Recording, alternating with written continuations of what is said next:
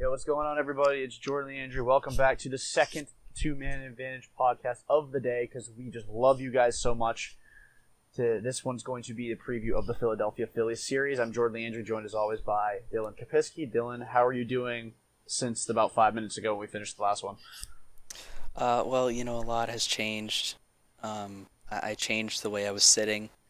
I changed the angle of the microphone, but overall, I'm still the same. And I really hope that after tonight, I'm in the same, if not a better mood than I am currently when David Price takes the hill against Aaron Nola. I think that's his first name. Yeah, Aaron. Yeah, you're right. Against the Philadelphia Phillies, a 2-game series at home. Price, of course, coming off of a start in Detroit where he went 6 and a third, and didn't give up any runs, and then had one inning in Baltimore before. Yeah, but he threw a perfect game. Yeah, but not according to the record books. Yeah, because he actually threw no game. Yeah, he didn't. It didn't even happen. So, I don't even know why we're talking about it because it didn't even happen. We dreamt it. Yeah. All of Red Sox Nation had the same dream. It's wild.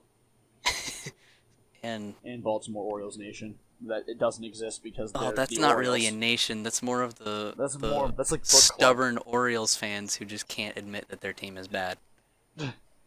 What do you mean? We're doing this on purpose. I just came for the hot dogs. There's like 8 fans that go to those games that aren't fans of the other team. Tickets were $12 and I was free tonight. I don't want to be at home, so I went to a ball game. Anyway, David Price. Technically 7 1/3 innings after the break, scoreless, although if you ask the Major League Baseball offices and statisticians, he's only 6 1/3. Collusion. It's still shutout, still scoreless, still doing all right. But all that could change tonight. But do we think it's gonna, or is he gonna stay strong at home? What's up? Sorry, professional. Not paying attention. Said, is Price gonna stay strong, or is he gonna lose it at home? He's gonna stay strong. I don't think there's anyone in the Phillies lineup that really should scare you other than Rhys Hoskins, and he'll only face him a few times tonight. So, but I think he'll stay strong. He's always pitched well against the National League. It just all adds up well. He looks like a different pitcher his last couple times. We've seen him throw pitches. The first time was real. The second one was just a figment of our imagination. But he looked better both those times. I think he will. I think he'll bounce back, or he'll stay strong. I guess I should say. I got a question, because we were both back in my day anyway. Way back. We were both pitchers. Obviously, you've pitched a lot more recently than I have. I would say my last Little League start was probably 8 years ago by now. At least. Meanwhile, you were tearing it up in varsity this year. Where he only pitched an inning against Baltimore, and I know that didn't happen. Does he come in more rested or rusted to this match? Well, essentially, he threw a bullpen in between, because factor in the fact he actually threw out in the bullpen and then went into the game through, I think it was like 12 or so pitches, maybe give or take a couple. I think he's probably more rested because he threw his bullpen in between the Tigers and the Orioles start, and then the bullpen he basically threw that day, and then another bullpen between the Orioles start and then tonight. I think he'll come in more rested. Which is good for the Red Sox, in my opinion. Give him a little bit of extra time. Oh, definitely. In a way that also limits his innings. I don't know how it'll line up on August 11th if he'll wind up pitching again in that game, but it might wind up limiting his innings a little bit, and therefore maybe he'll be a little bit less fatigued in October, because we've seen him fall apart in October before he was with the Red Sox, and then obviously in 2016. Every single time he's pitched in October. Except for last year against Houston, where he dominated when he still lost. He didn't lose. The team did. He pitched Game 3. That was the game they won. I seem to recall David Price not ever being a part of a team that won a playoff game. He didn't get the win, but they won. Joe Kelly got the win, which is hilarious. But the irony. He did the future namesake of this podcast is where At some point, if we crap on him enough, it's going to just become the David Kelly podcast or the Joe Kelly podcast. Jesus Christ, looking up David Price in the playoffs and Yeah, he mix pitched the names up. I know he pitched Game 3 because I went to Game 3, Dylan. Oh, listen, you privileged.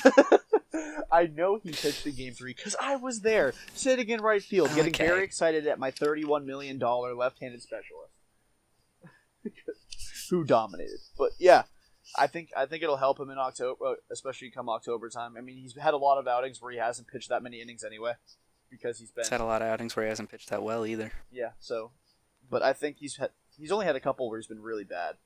But I think they've monitored him well enough to the point where he's primed for a good second half, a very strong second half, and then as the number 2 in the rotation come October, I think he'll be better this year than he has been in years past, as long as they don't face the Yankees.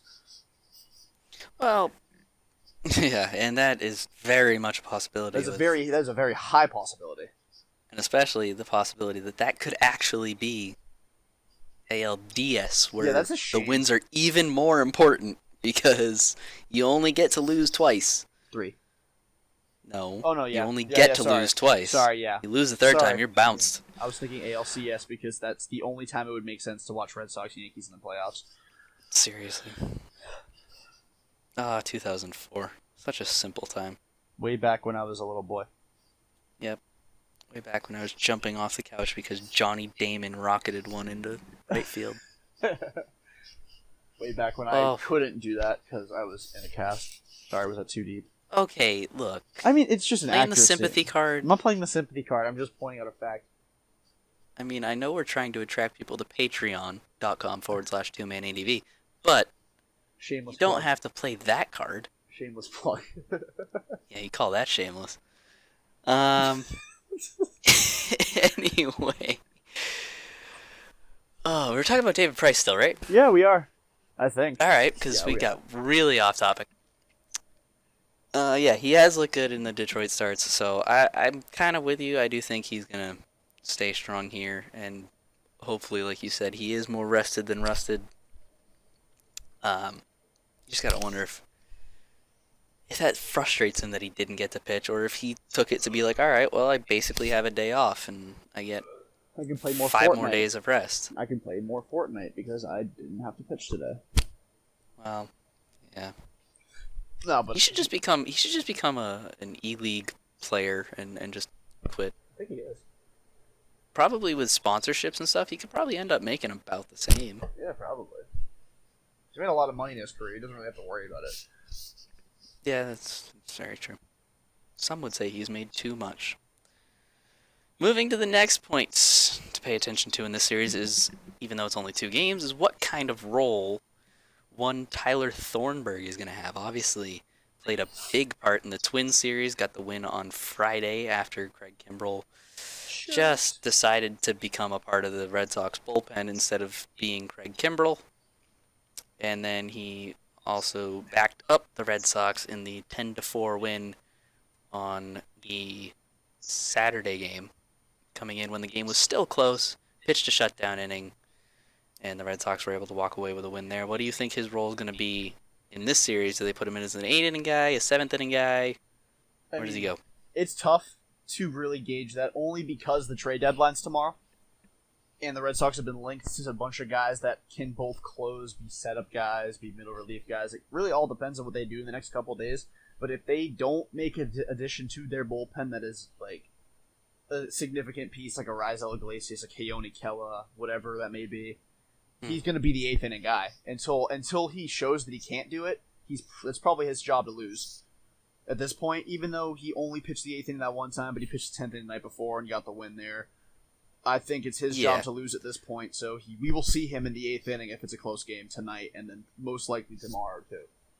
Well, and I think it's pretty telling that he got the 8th inning bid in Saturday game after pitching the 10th it's tough on the Friday. I think that's a sign that they really do think that he has gotten to a spot where he now can be that 8th inning guy that they wanted, because they put him in that clutch situation. He went out there and dominated, and then we were able to pick up the win. And so the next night, when you're in this close game going into the 8th, I think that's management saying, all right, yeah, you proved to us that we can trust you in these situations. Now we're going to put you out there in a not really a close game. I mean, 6-4 when he went in, so It yeah, was it was 6-4 when he went in, so it's close, but he still had some wiggle room. And he went out there and shut it down, and then the Red Sox exploded and obviously won that game 10-4. So I think they do trust him to be that eighth inning guy. Of course, like you said, the trade deadline being tomorrow.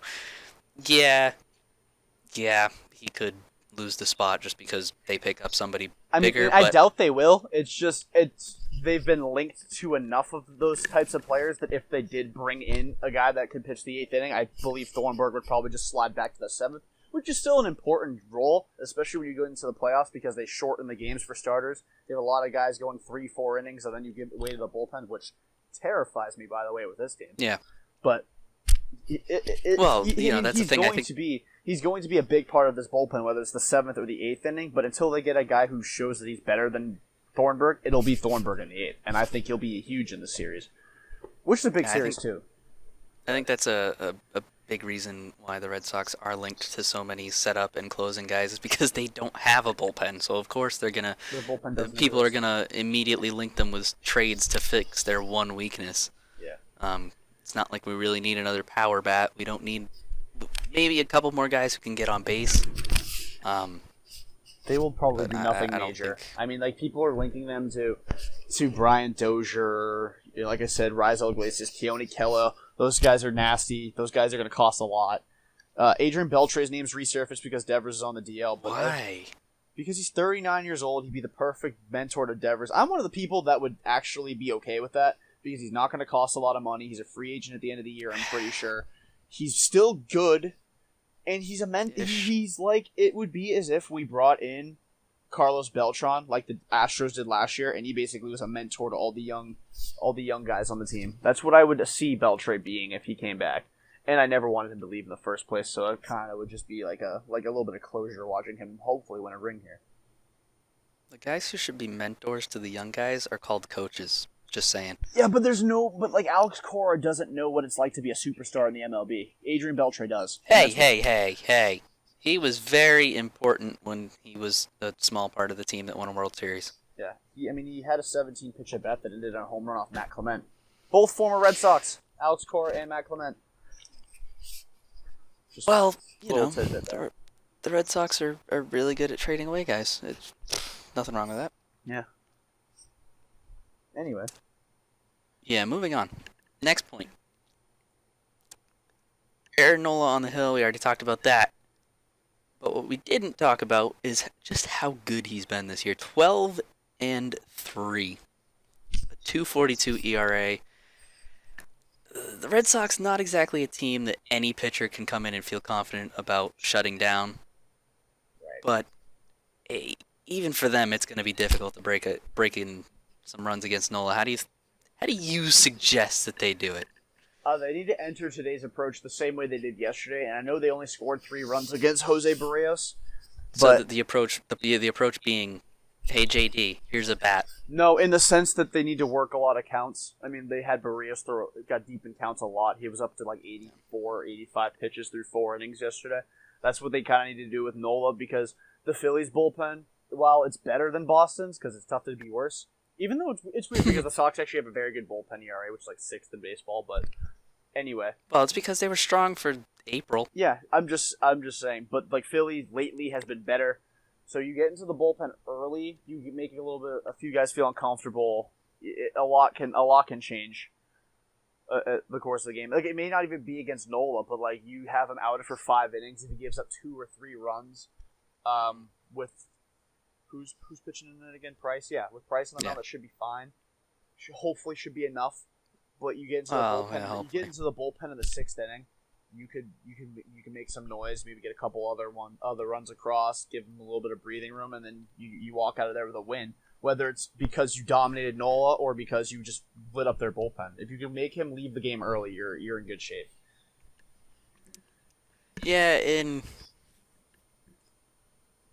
you do wonder how quick they can get him out of the game. Even if he even is dominant. I mean, the Red Sox have done a good job this year when they're against elite-level arms of really getting to them and really making it a much different game than we expected. I'm gonna always, when I talk about this, I'm always gonna go back to the Houston series. Um, they got to Justin Verlander, who at the time I think still had the best ERA in the game. They played well against Scherzer in the Nationals series. They got to Severino earlier this year. Who he's fallen off a cliff lately. But... Yeah, I remember when people said he was better than Sale. That was hilarious. That was a good joke. That was like better than any Kevin Hart joke I've ever mimicked in class. Okay, well I was gonna say the Kevin Hart jokes themselves are funny, but yeah, I guess if you're mimicking them. Yeah, if I'm mimicking them, they're just not funny anymore. Yeah, I mean you gotta have the right delivery. Yeah, and I'm just not Kevin Hart. It's absurd. No. No matter how hard I try. No matter how many times no matter how many times I've thrown myself in the washing machine, I haven't shrunk enough. Ooh. Whoa, hanging fruit. It's the only kind he can pick. Alright, go ahead. I don't know why we're doing this. We both love Kevin I Hart. love Kevin Hart. He's hilarious. I hope he listens. He really is. Kevin, if you're listening, I love you. Only one person's listening to this, and I have no idea who they are, but they're in Canada, and we love you. Kevin Hart's in Canada? Wow. Yeah. No, never mind. Not going there. God, David, how do we keep straying so far from the topic? Right, we were talking about Aaron Nola and then straight to Kevin Hart. Well, you know. But yeah, the Red Sox have done good against elite-level arms. But it's just... The run support hasn't been great since the All-Star break. They've had a couple games where they've exploded. Obviously, the 9-1 game against Baltimore and the 10-4 game against Minnesota. But just not really as confident as I was about the offense beforehand. But that being said, as long as JD's in the lineup tonight, 3 RBIs yesterday. I think he had like 5 total in the series. I mean, Jesus.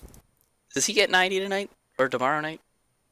It would be unheard of for him to go this entire series without knocking in a run, just based on how he's played at these Fenway. whole 2 games.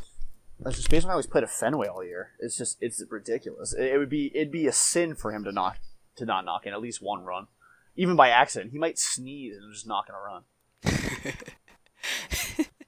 It'll be a 3-1 pitch with the bases loaded. He sneezes at the right time and blows it outside. Yeah, that's disgusting. So we've talked a lot about Game 1, and that's because it's probably going to be the better game, especially for Red Sox fans. Yeah, Drew Pomeranz's second start since returning from the disabled list last time out. Not very effective. He went 5 innings. He wound up giving up 5 runs, 6 runs, something like that. It was ugly. Not very effective. He had a good first inning. He allowed a run in the second. The Red Sox gave him 2 right away. He gave up 2 right away. Sox took the lead again. He gave the lead back up. He's what's the word I'm looking for? Terrible. That's pretty much it. And it's weird because he was one of the most effective pitchers in the American League last year. Yeah. It's amazing how quickly I know he's been hurt and his velocity's way down, and he relies on the fact that he used to be able to throw 93, 94 to get out to set up his curveball, but he's got nothing this year. They've talked about possibly throwing him in the bullpen now that Evaldi's here. Yeah. But which I think is a smart move. It's a smart move. But you can't do it yet. You can't do it yet because you need to see if he can bounce back. Because not only that, but they don't have the guys. Right. You gonna put Johnson in there? I mean, yeah, he's pitched good when he's had to start, but he can't go late. Yeah, I mean, it's just I don't know.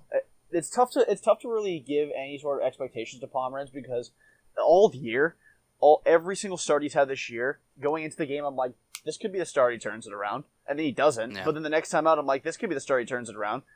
Because, he's a talented pitcher. He was an all-star in 2016. That's why the Sox traded their number 1 pitching prospect at the time to get him. Yeah. He was great last year, won 17 games at a 3.32 ERA. Yeah, arguably our number 2 last year. Easily the number 2 last year. I mean, because Price was hurt all year and then was in the bullpen for the postseason. He was the most consistent starter in the second half for the Red Sox. From start of the second half to the finish of it, he was the most consistent, had the better numbers. Yeah, he only had a couple of bad games, and that really threw off his numbers. He was looking at really low ERA. Yeah, his ERA was like 3.12, and then he had a start where he gave up like 5 earned and 4 innings, so that shot it back up and finished with 3.32. Yeah. But like, I don't even have any expectations for him in this start, because it could be the start he turns it around, he goes 6 innings, allows a run or 2, or it could be another one of those starts where he goes 4 and he just turns Fenway into a bandbox, and it's just not entertaining to watch. The offense might have to save him. It's just, I don't know. I don't have any expectations for him. I'm hoping, obviously, as a Red Sox fan, you hope he does well. You don't want him to go to the bullpen, because if he can pitch, you want him to be in where he can be the most effective, and that's in the rotation. And that helps you a lot, because then when you get to October, you move one of those starters into the bullpen. It could be Eovaldi, could be Rodriguez, could be Price, could be Pomeranz, and you feel comfortable with whoever that might be. Unless it's Porcello, then you don't feel comfortable with that. When everybody is healthy again, because obviously we got 2 guys on the TL right now. When everybody's healthy, our rotation is Chris Sale, David Price, Rick Porcello, Nathan Eovaldi, Eduardo Rodriguez, Stephen Wright, and Drew Pomeranz. That's eight pretty damn good arms. And then Brian Johnson, who's been pretty good this year too. Yeah. So it's 9 guys who can't start. And Velasquez, I don't really like him in the rotation. I think he's better in the bullpen. No, he's much better in the bullpen. I'll leave him out there. But that's 9 guys that can start for you. Granted, you're not going to have all of them on the roster. Well, why not? I don't know. Just because I feel like they'll add somebody at the deadline. It just makes more sense. It makes more sense that way. Does it? It does to me, yeah. I would say you keep them all there, and then they work big innings in the early series. And then that way you save, your arms like Sale and Price and Porcello for, CS and World Series if it gets that far. Yeah, but if they're pitching well in October, I don't think they're just going to randomly fatigue after one start. I mean, I don't really like the thought of having. I guess you do get extra rest. I don't really like the thought of having a bullpen that has Johnson, Pomeranz, Rodriguez, Eovaldi, and then Thornburg, Kimbrel. I don't think having 4 starters in your bullpen is going to be effective. I don't know. I kind of like it. I mean, it sounds good in practice. I kind of really like it. I mean, but when you look at the bullpen they have now, you're like, okay, yeah, Eovaldi's better than Hembry. Pomeranz, probably not better than anybody out there. Johnson, he's better than Joe Kelly. We'll give him the benefit of the doubt. Pomeranz is blah, but Johnson's been fine out there. Johnson's been fine out there. Yeah. And then Erod, he's been your second most reliable starter since the season started. Yeah. He's kind of the Pomeranz of this year. Right. It's like even on this stacked roster, it's down to the number 4 guy to really pick it up. Although, I mean, jeez, if Sunday was any indication, Eovaldi could very well work his way into being that number 2 guy by the end of the year. Obviously, he's not going to be put in the number 2 spot. He shouldn't have to be. But yeah, if he pitches like he did yesterday, it'd be tough to you're talking about how every time that you see Pomeranz start, maybe this will be the start, maybe this will be the start. I'm going to tell you straight up that this won't be the start. That's what I am predicting. This is not going to be the start where he turns it around. That's going to come next. Next time he takes the mound, he's going to have tons of time getting back in. He's been throwing in Pawtucket, so he should have been up anyway and should have been ready anyway, but I think he had the rough outing last time. This is going to be the game where he shakes it off, and he's going to come out next week, and he's going to be hopefully much closer to where he was last year and not where he was at the start of this year. Like with Porcello, I want to find some sort of happy medium between where he's been all year, or where he was in 2017 and where he's been this year. Like, if he's a guy that for the rest of the year, just wash away his stats from the Baltimore start and further. If he can finish the year from this point on with an ERA of 4 something, like a low 4 ERA, I can live with that. Happy medium between where he's been this year and where he was last year. He doesn't have to be a guy that goes 3.32 ERA, 17 wins. It's just... And not everybody can be 2.04 ERA, 207 strikeouts, 11-4 record, a load of innings pitched. Not everybody is a guy named Christopher Allen Sale.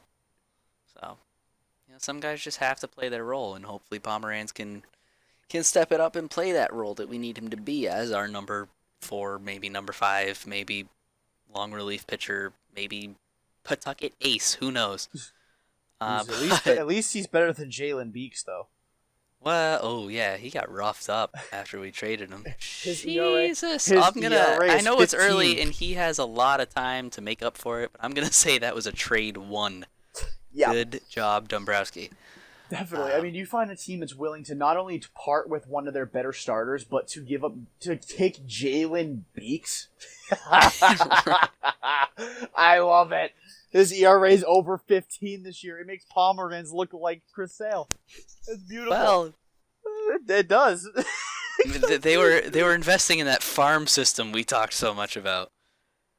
Yeah, that's our Phillies preview. Even though we're ending just crapping all over a guy once again. This time it's Jalen Beeks on the receiving end. I feel bad for him because now he's in Tampa and nobody even cares about him. Well, to be fair, after that start here, nobody cared about him anyway. Yeah, that's true. He's been atrocious. He was dominant in AAA too. Like his ERA was under 3. He had like 40 more. I remember being so excited for his first start. Oh my god, I watched me too. And then I was on the bus ride back from one of our games for the spring for baseball, and I looked at my phone and I was like, "Oh, Jalen Beeks is starting tonight. That's cool. Should be solid game. I mean, he's been good in AAA." I was like, "Siri, what's the Red Sox score?" Like 2 minutes later. The Red Sox are getting pummeled by the Tigers, 5-0 in the top of the first inning. I was like, "Whoa!" I was like, "Okay, yeah. He's an ace." That wasn't good.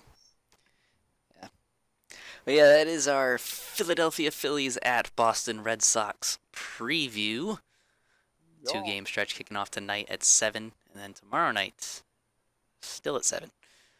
I've been Dylan. That's been Jordan. If you like what we put out for content. Weird way of phrasing it, but I'm going to go with it because I've already started and now I'm just tangling a further web. You can like us on Facebook. That's facebook.com/2manADV. That's 2 spelled out in letters, not in a number. Obviously, you know where to find us as a podcast because you're listening to it right now, but if you want to subscribe to us, that is 2manadv.podbean.com. And if you want to support what we do and help us do everything we can to make this show better, you can go on patreon.com, once again, /2manADV. Pledge any amount that you can afford, and we would really, really appreciate anything that you can give us that would help us make this show better, give us more time to do it, because quite frankly, it's fun talking about baseball, and later it'll be fun talking about hockey when the time is right, and we'd love it if you guys could help us out so that we can do that a lot more. But for now, I've been Dylan, that has been Jordan, and we will see you on Thursday. Yeah.